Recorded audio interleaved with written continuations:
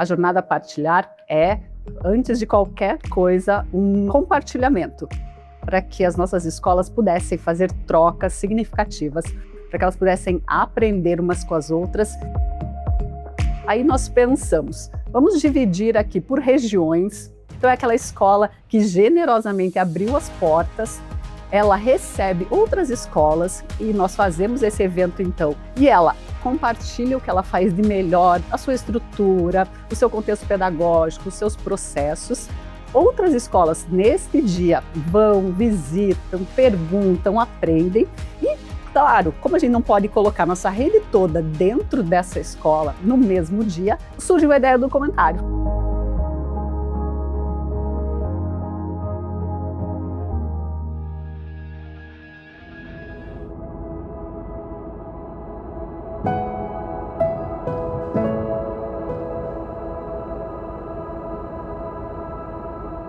Meu nome é Evaristo De Luca.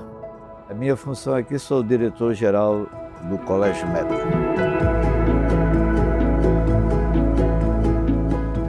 Meu nome é Luiz Antônio De Luca. Todo mundo me conhece por Tony. Eu sou diretor administrativo da escola. O Colégio Meta ele foi fundado, em 1978. Tudo aconteceu lá no centro, onde hoje funciona o Museu dos Povos Acreanos. E aí eu faço parte da segunda geração. Eu não imaginava assim de cara eu trabalhar com meu pai. A nossa preocupação é exatamente de preparar o aluno para que quando ele cresça, seja um cidadão, ele possa contribuir para a sociedade. Ele cresça em todos os aspectos, intelectualmente, socialmente, para que o mundo possa ser mais justo na medida do possível.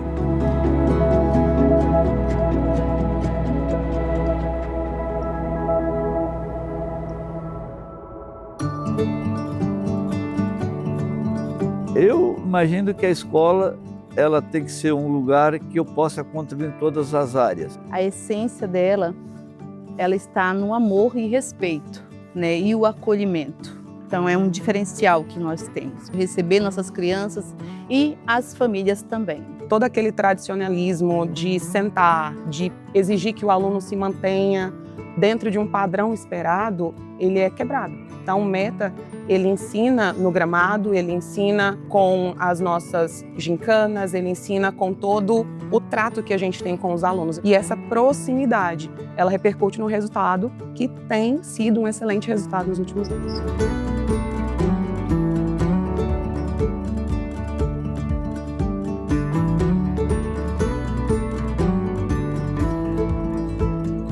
A gente tem esse viés da prática esportiva muito grande. Ajuda a ele se desenvolver fisicamente e também mentalmente, porque está dentro de casa, que é tudo fechado, que ele não pode interagir com o colega e nem chutar uma bola. Aqui ele pode chutar uma bola, jogar, correr. Ter disciplina, compromisso, o trabalho em equipe. Saber que, por exemplo, que é paralelo ao esporte, que ele só consegue chegar no objetivo se ele for disciplinado, ele ou ela for disciplinado, se ele participar dos treinos, se ele fizer os exercícios propostos pelos técnicos ali fazendo um paralelo da sala de aula, que são os professores, os nossos orientadores. Já tive muitos alunos que estavam desmotivados e quando vieram para a escola, através do esporte, nós resgatamos esse aluno. E aí ele vê o sentido de aprender, o sentido de estar na escola, o sentido de, podemos dizer assim, dentro da quadra, de lutar pelo nome da escola.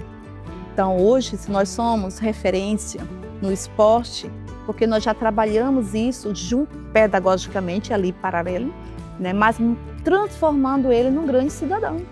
Então, através do esporte, hoje a gente conquista muito.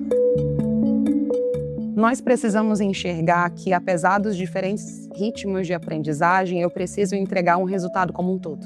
A gente consegue fazer nivelamento entre os nossos alunos em saber aquele aluno que já consegue, por exemplo, produzir uma redação inteira, aquele aluno que tem dificuldade ainda em encontrar as bases, em cálculos. Então, os nossos professores, eles agem ali como se fosse uma peneira. Eles procuram identificar esses alunos que têm, sim, alguma dificuldade, e sempre vai existir, mas eu preciso que esse aluno também conheça as próprias dificuldades. E aí nós fazemos todo um trabalho ali de nivelamento, né, com atividades, com leitura específica, com muitas vezes ele tem uma aula no meio do ano que nós chamamos de recuperação, podemos dizer, e aí a gente dá toda uma atenção especial para ele naquele momento, né, fazendo ali o nivelamento daquela turma. No ensino médio, nós recebemos muitos alunos de fora, de outras instituições. Então, na primeira série, a gente percebe alunos que não viram conteúdos que estavam previstos nas séries anteriores ou que nunca produziram uma redação, que nunca fizeram um simulado. Então, a gente identifica esses alunos. Muitas vezes a gente precisa parar, a gente chama a família e diz, olha, ele está com dificuldade em leitura, ele está com dificuldade em interpretação, então para ele a gente precisa fazer um projeto em separado para que ali, pelo menos dentro de um bimestre, ele consiga se encaixar com os demais, porque ele vai fazer a mesma avaliação, mas ele precisa reconhecer que talvez para ele conseguir um bom resultado, ele vai precisar percorrer um caminho diferente. Nós acreditamos que tudo que acontece aqui dentro da escola também acontece fora dos muros da escola. Então, conviver com alunos de inclusão na escola é a ideia de que isso também está acontecendo fora da escola. Então, essa é a realidade da sociedade. Quando a gente traz isso com uma naturalidade para dentro da escola, a gente de fato está preparando para que o que a gente vai encontrar fora da escola também. Falar sobre inclusão dentro de educação integral é falar sobre realidade, sobre o mundo que nós vivemos, né? Num mundo onde nós precisamos conversar com todas as pessoas. Todo mundo é diferente, na verdade. A gente não tem ele é diferente ou outra pessoa é diferente. Todos nós somos diferentes. Então, essa é a base da educação integral. Eu acho que desde a visita de uma família com essa demanda de inclusão, ela tem que ser muito transparente. O que é que eles esperam da nossa escola? Por que eles vieram procurar o Darwin? Né? O que é que eles acham que eles vão encontrar aqui? Então, a gente fala muito sobre conhecer o aluno de forma muito individual. A escola oferece, né, a sala de recurso, o atendimento educacional especializado para os alunos com deficiência, altas habilidades, superdotação, alunos que têm dislexia, TDAH. A família, ela vai contar um pouquinho da história dele, como é em casa, como devemos agir. A gente sempre convida a família a vir à escola para a gente conversar, para entender esse aluno, entender quais são as especificidades, né? Entender também quais atendimentos, né? Quais demandas ele vem trazendo e também entender o contexto familiar dessa criança. A gente tem uma observação na sala de aula, juntamente com a professora, o que esse aluno tem de dificuldade, tem de potencialidade, e depois vamos fazer o plano individualizado em cima do estudo de caso da criança. Dentro desse projeto político-pedagógico, nós temos o plano de ação, onde a sala de recurso multifuncional, eu como professora, participo dos planejamentos pedagógicos na parte de auxiliar os professores em uma determinada área, tipo surdez, o transtorno do espectro autista. Eu tenho um aluno, atualmente ele está no infantil 5, mas ele começou com a gente no infantil 3, nível de suporte 3. Chegou com demandas, inúmeras demandas, né? E um aluno não verbal. E a gente foi ali aos pouquinhos, né, desenvolvendo ali alguns trabalhos bem específicos, né, voltados para ele. Aqui no Colégio Meta, nós temos uma aluna que tinha muita dificuldade na leitura e na escrita. Ela tem transtorno do espectro autista, mas que buscava muito a aprender a ler e escrever. Fiz um plano individualizado para ela, juntamente com a sequência didática, e transformei as atividades de alfabetização em jogos lúdicos de matemática, de português, onde envolvia os conteúdos da sala de aulas. E a boa vontade dela me inspirou, porque ela aprendeu a ler, ela está no 2º aninho, está lendo. Em alguns momentos, nós conseguimos identificar se o aluno está desconfortável, se o aluno está inseguro, principalmente do ensino fundamental. Os alunos eles apresentam alguma insegurança, seja questões cognitivas, questões de matéria mesmo, conteúdo, ou até questões pessoais. Se eles estão entrando numa fase em que eles vão descobrir as suas capacidades sociais. Quando nós percebemos essa insegurança, ou até mesmo essa apreensão, esse receio numa questão de uma matéria, numa questão de um relacionamento, como assistentes e como monitores, nós podemos nos aproximar do aluno com mais facilidade, pois não somos uma figura de um professor que é a autoridade máxima da sala de aula. Nós somos uma figura que está lá para auxiliar ele, que está lá para ajudar, para motivar. A escola ela não pode ser algo desagradável. Quando a criança ela se sente acolhida, quando a criança se sente num ambiente agradável, ela desenvolve. Se você passa segurança para ela, ela também vai te passar segurança. Né? Então é uma troca. A melhor coisa do método, de verdade, em relação a tudo, é a comunidade. Tipo, a relação dos professores e alunos é muito mais que tipo uma mera docência. É tipo quase uma amizade. Às vezes, quando tu tá com algum problema, tanto na escola, quanto em casa, quanto em qualquer outro aspecto, e tu tá, tipo, não tá conseguindo ficar dentro de sala, aí tu vai lá e conversa com eles. E eles te ajudam, tipo, eles realmente te ajudam e te escutam, que é o mais importante, né? Tipo, tem professores aqui que eu quero levar pra minha vida, que são meus amigos, assim, de verdade.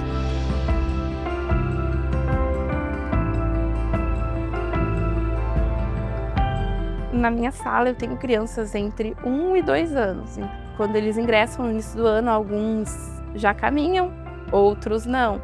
Então a gente sempre vai adaptando a nossa rotina para que todos sejam inseridos. Então, por exemplo, lá no início do ano a gente faz passeios com eles no nosso baby móvel, que a gente chama, né?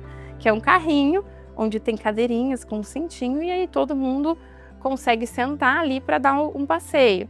Conforme eles vão crescendo, a gente tem a nossa lagartinha, então todo mundo segura na lagartinha para passear. E lá no final do ano a gente já tira a lagartinha, a gente já tira o carrinho e já vai conduzindo eles para que eles caminhem junto com a gente sem se dispersar. Então a gente vai ajudando aqueles que ainda se dispersam um pouquinho mais, a gente pergunta se ele quer nos dar a mão, às vezes eles andam em duplinhas. Então esse é um dos exemplos assim que a gente vai trabalhando dentro da sala de aula conforme, né, o ritmo de cada criança. Tem aqueles que vão precisar se movimentar um pouco mais, tem aqueles que vão realmente querer ficar junto conosco, tem aqueles que vão querer ficar passeando na sala porque eles são muito pequenos, né? A gente está falando de crianças que às vezes no início do ano têm somente 11 meses, que completam um ano só no mês seguinte, e outros que já chegam com 1 ano e 6, 1 e 8, então nessa idade, eles têm uma diferença muito grande que precisa ser respeitada. Hoje nós temos alunos que gostam muito de matemática, alunos que odeiam, alunos que têm facilidade, mas... Então nós temos vários espectros. E nós temos alunos com descalculia, que são os alunos que eles não conseguem, não porque eles gostam ou desgostam, eles não conseguem elaborar cálculos básicos. Então é um desafio. Porque além de ser uma matéria que realmente ela exige um pouco mais de esforço para ser compreendida, eles sentem que é a matéria. É assim que eles automaticamente são ensinados. Nisso, tivemos que fazer uma abordagem da assistência da equipe pedagógica, justamente para mostrar que os números eles são importantes? São, mas não são tudo. Que não adianta tirar uma ótima nota e ter um emocional muito sensível, porque isso fere o aluno. E aí a gente precisa adaptar a matemática como ela é para esses alunos. Por exemplo, eles podem usar a calculadora durante as provas, durante as aulas. Eu tenho um aluno que ele tem descalculia, que ele é o meu melhor aluno dessa sala. Ele senta na frente, ele presta atenção em tudo, ele sabe tudo que você perguntar, menos o cálculo. Mas ele sabe fazer a aplicação, ele sabe para que serve. Ele senta na frente, ele responde rápido e ele usa a calculadorazinha dele. Mas ele entende, ele acha bonito a matemática. Ele é um dos poucos alunos que quando eu perguntei, pessoal, vocês estão gostando da aula? Estou, professor, estou. Os alunos que têm mais dificuldade com a disciplina, a gente não trabalha só com a avaliação prova. A gente elabora um relatório e a gente atribui nota também a esse desempenho do aluno, em participação em sala, como ele interage com os alunos, se ele está participando, se ele está fazendo as atividades de casa. Trago o aluno do meu lado, você está entendendo? Você quer que eu explique de outra forma para você? Como o inglês ele é usado como uma comunicação e não só a gramática normativa, como a gente fazia antigamente, como ele se dá de forma espontânea, o professor ele tem essa abertura para conversar com os alunos respeitando o limite e o conhecimento de cada um, né? Então, dentro de uma mesma aula, de uma mesma situação, você consegue desenvolver as diferentes habilidades dos alunos com níveis diferentes de forma espontânea, porque existe essa troca, não é uma coisa que fica tão engessada. Como nós temos em tantos momentos de vivências com esses alunos, a gente consegue ter um bom diagnóstico do nível de cada um. Então, muitas vezes, quando é identificado algum tipo de dificuldade, a gente tenta trazer esse aluno para um contraturno, fazer algumas aulas de apoio e colocar ele para que ele se alinhe mais, que ele consiga acompanhar o que está acontecendo em sala de aula sem maiores dificuldades.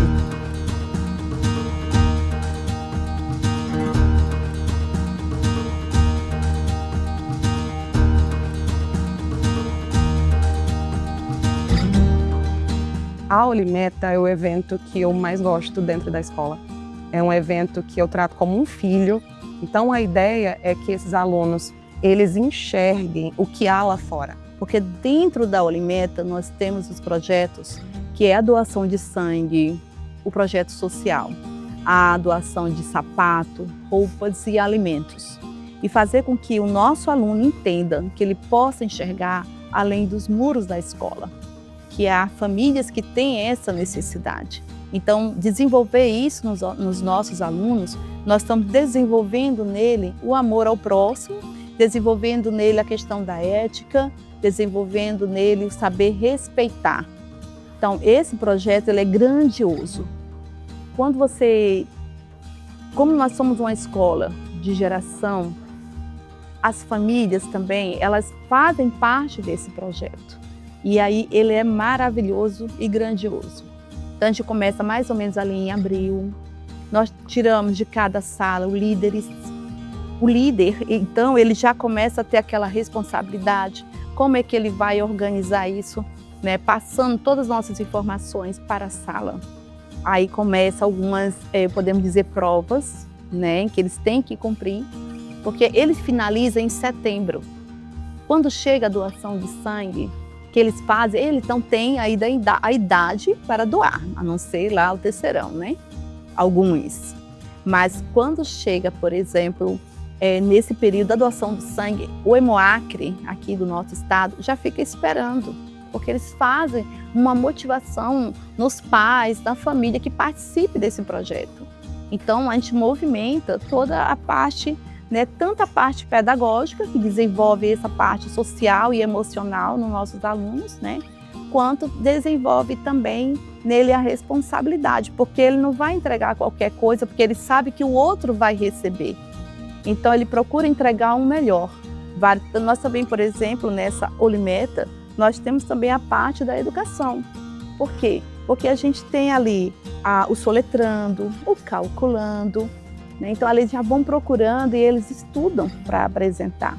E uma coisa que a liderança e a gestão do colégio faz e que eu acho muito interessante é que eles pegam os alunos das turmas que fizeram tudo isso com muito carinho, com muito esforço e leva para doar esses sacolões nas próprias comunidades. A gente procura conversar muito com eles o seguinte, olhar além da competição. O que eu estou fazendo e como essa minha atitude, ela encontra outra pessoa. É a parte mais humana da escola, é um órgão vivo, não só da minha região, não só aqui da nossa comunidade escolar, mas o que o meu aluno consegue fazer com um pequeno gesto, que para eles às vezes é algo pequeno, mas para a pessoa que recebe é sempre algo grandioso. Na Aulimeta tem a Marameta, que tu corre, esse ano foi 5 anos. Desde o 9º ano, eu corri todos os anos, é muita gente, acho que é umas 5.000, quase 10.000 pessoas, tudo unidas para chegar aqui. E assim, é muito legal, assim, é uma experiência incrível. E a gente ajudar não só a comunidade de Meta, mas a gente ajudar a comunidade de Rio Branco, assim, porque é muito importante ajudar a cidade e as pessoas que necessitam. Então, ele simboliza essa união dos alunos, professores, diretores, tudo. É o símbolo disso.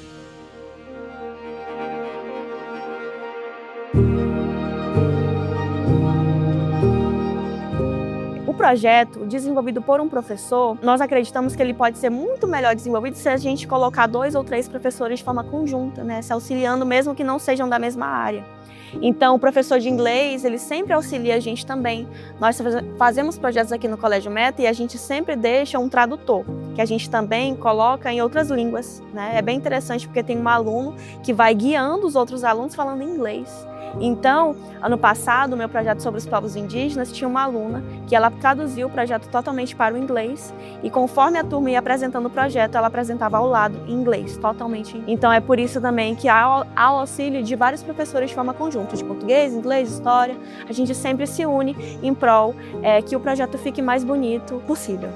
O ambiente escolar dá essa oportunidade que se ele ficasse em casa, dentro de um apartamento, dentro de um condomínio, ele não teria. Ele vai ter divergências, aqui ele vai treinar a sua capacidade de argumentação, de interação social. Então eu acredito sim, muito fortemente, que a escola em tempo integral não é uma questão só de mais português e matemática. É uma questão do trato emocional, do trato psicológico, e eu noto que isso traz o adolescente mais robusto, tanto pedagogicamente como psicologicamente. Apesar dele ser tempo integral, mas tem que ser um tempo de qualidade. E quando ele passa por todas essas etapas, acompanhado pedagogicamente, acompanhado com vários projetos que nós temos, nós queremos que ele aprenda com o jogo, que ele aprenda quando ele está no restaurante fazendo a sua alimentação, quando ele está no campo ou quando ele está em sala de aula. Eu sempre costumo dizer que ideia boa é aquela compartilhada, não é a minha ideia. Se a gente acha que não é boa, então o conjunto vai dizer que não é boa. Então tudo que a gente fala aqui, a gente sempre diz, eu fui criado num ambiente de compartilhar. E dentro das ideias é compartilhar. E junto a gente cresce. Eu acredito assim, piamente que a escola é o lugar mais saudável, não falo só da integridade física, mas eu falo da integridade mental. Na minha época, eu estudava só um turno e eu tive sim a oportunidade de conviver mais com os amigos fora da escola. Brincar em praças, brincar em parques. E hoje em dia isso já reduziu. O conteúdo antigamente, na minha época, eu buscava só dentro da escola. Eu tinha a biblioteca da escola. Então hoje, nesse papel, acho que a escola perdeu muito a sua importância de ter essa commodity. Mas e um ambiente saudável emocional? E a orientação? Então por isso que eu digo que eu acredito mesmo que a escola é o melhor lugar.